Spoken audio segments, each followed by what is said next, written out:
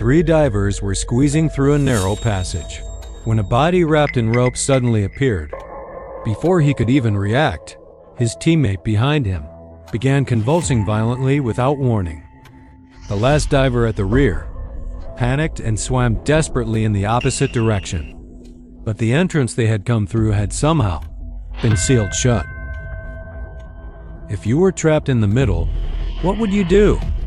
This is the story of the Plura Cave diving tragedy. Plura Cave is located in the Plura Valley inside the Arctic Circle in Norway.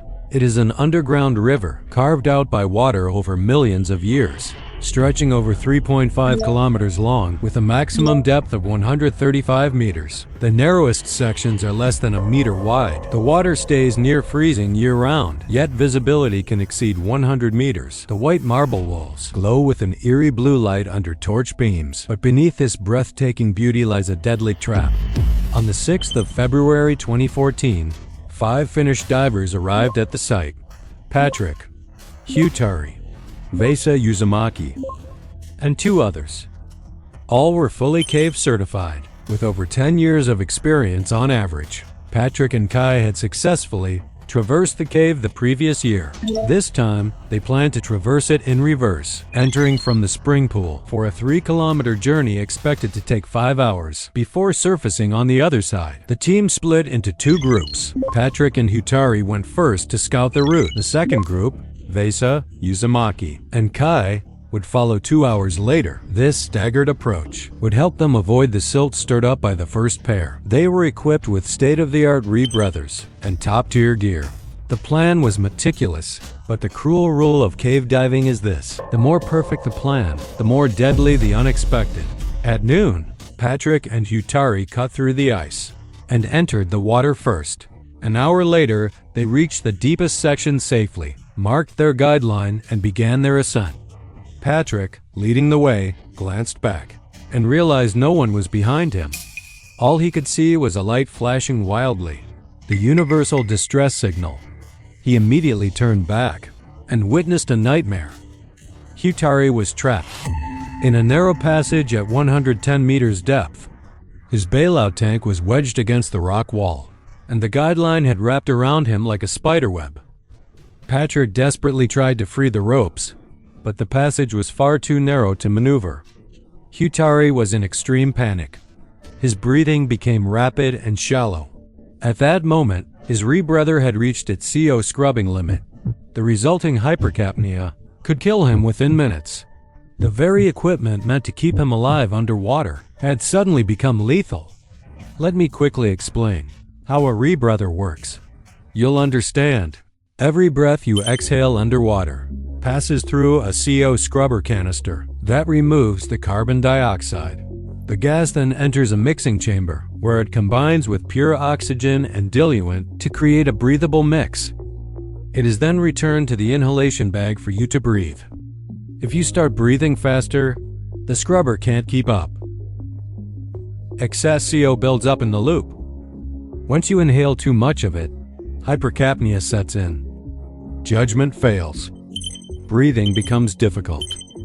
Consciousness fades. In a state of total panic and confusion, Huhtari tried to switch his mouthpiece, but failed to seal it properly. He inhaled a lungful of freezing water, convulsed violently, and drowned within minutes. By then, Patrick's dive computer was screaming warnings. Due to the long delay, his decompression obligation had skyrocketed from 120 minutes to over 400. The earlier panic had also consumed a huge amount of his oxygen. His tanks were now less than half full. With tears in his eyes, he was forced to leave his friend's body and fight for his own survival. Running dangerously low on gas, he skipped most of his decompression stops, gambling everything on making it out alive. Meanwhile, the second group on the surface had no idea what was unfolding below. 2 hours later, Vesa and the others entered the water as planned. The early part went smoothly. After passing the first 250 meters, they descended to the deepest section, saw the markers left by the first team, and began their ascent. As Vesa reached the narrow bend, he suddenly saw a body blocking the passage. It was Huhtari, completely wedged in the center of the tightest section. He had no idea what had happened. Forcing himself to stay calm, he removed some equipment and tried to squeeze through the gap between the body and the rock wall. He signaled a warning to the diver behind him, but Uzumaki, in the middle, completely broke down the moment he saw the corpse. His mental barrier shattered. With the least experience among the five, his fear overwhelmed reason in an instant. He began thrashing wildly, breathing uncontrollably, flailing his arms and legs, kicking up thick clouds of silt. Visibility dropped to zero. Kai at the very back could see nothing, only hear the chaotic clanging of equipment against rock, growing louder then weaker. Just 3 minutes later, everything fell silent. Uzumaki had succumbed to CO poisoning and asphyxiation. Two bodies now completely blocked the already narrow passage. If you were Kai, what would you do? Two corpses blocked the way forward. You had no idea if Visa ahead was dead or alive. Going back meant a much longer journey, with gas that might not last. After a few agonizing moments, he made his choice. He turned around and headed back alone. To conserve gas, he skipped nearly all decompression stops and swam through total darkness, following the guideline in lonely silence. More than 3 hours later, he finally reached the entrance. To his horror, the ice hole they had cut that morning had frozen over again. With his last reserves of strength, he smashed through the ice and dragged himself onto the surface. He staggered to the van, started the engine, turned on the heater, and collapsed unconscious in the seat. He believed he was the only survivor, but he didn't know Vesa was still alive. Vesa made a different choice. He removed most of his equipment and forced his way through the gap between Hutari's body and the rock wall. He made it. Then, at around 6 meters depth, he found Patrick doing his decompression stop. The two survivors met again in the abyss. They had no strength left to speak. They simply looked at each other in silence. That evening, Patrick and Visa surfaced. They spotted the van with its lights still on. Kai had made it. After the accident, Norwegian authorities assessed that recovery was too dangerous and permanently closed the cave. But for the three survivors, the real torment was only beginning.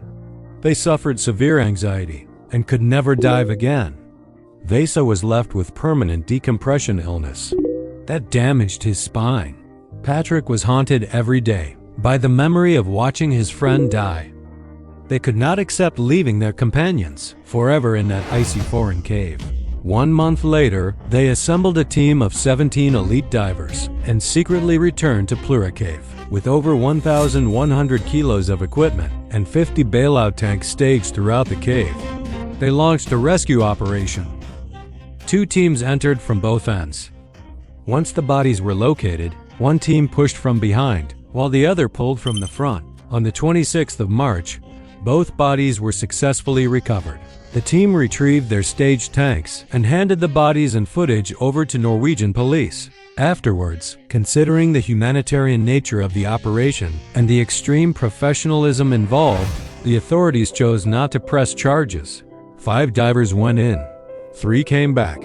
2 remained in the cave forever. But none of the survivors would ever be whole again. They risked their lives to bring their friends home. It wasn't just bravery. It was redemption. Plura Cave still lies deep within the Arctic Circle, quietly waiting. It will never refuse the next challenger, but it never promises they will return alive. That's the end of today's story. This is Danger Decoded. See you in the next one.